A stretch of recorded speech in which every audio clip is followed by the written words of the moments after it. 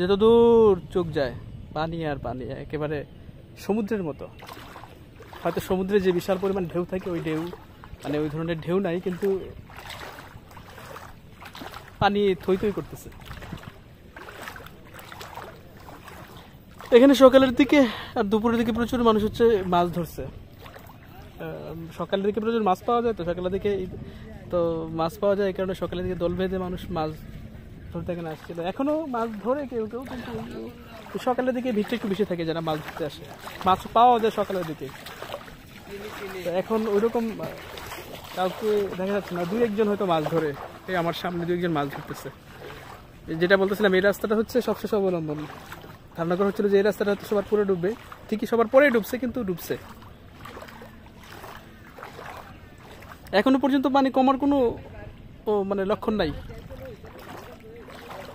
পানি কমার কোনো লক্ষণ নাই। বোঝা যাচ্ছে না যে কখন থেকে পানিটা কমবে।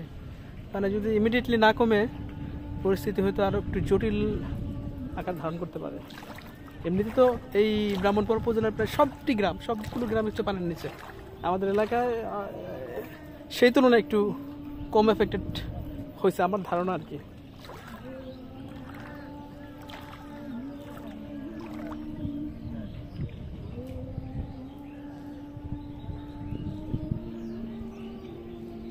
এটা একটা ধানের জলা, বড় একটা ধানের জলা। এখানে মানে প্রতি বছরই কৃষকরা এখানে ধান উৎপাদন করে এবং প্রত্যেকটা সিজনেই কিন্তু এখানে ধান হয়, ভালো ধান হয়।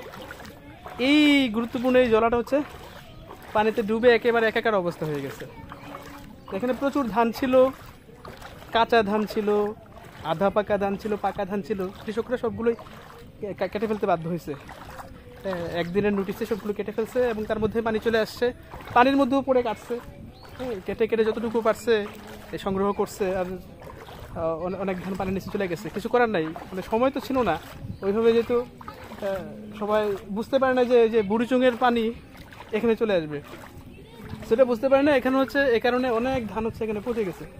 তারপরেও চেষ্টা করছে কৃষকরা কিছু ধান মানে বাঁচানোর জন্য। ফলে তারা যেগুলো আধা পাকা ধান ছিল অথবা পাকা ধান ছিল, এগুলো কেটে ফেলেছে। দেখেন পানির কি অবস্থা, চতুর্দিকে হচ্ছে পানি, চতুর্দিকে পানি। আচ্ছা, এখানকার এই এলাকার মধ্যে এই রাস্তাটা একটু উঁচু ছিল। এই রাস্তাটা মানে একটা সবশেষ অবলম্বন ছিল যে এই রাস্তায় পানি ওরকম উঠবে না, এরকম একটা ধারণা ছিল। তো এই রাস্তাটাও কিন্তু এখন পানির নিচে, পুরো রাস্তাটা।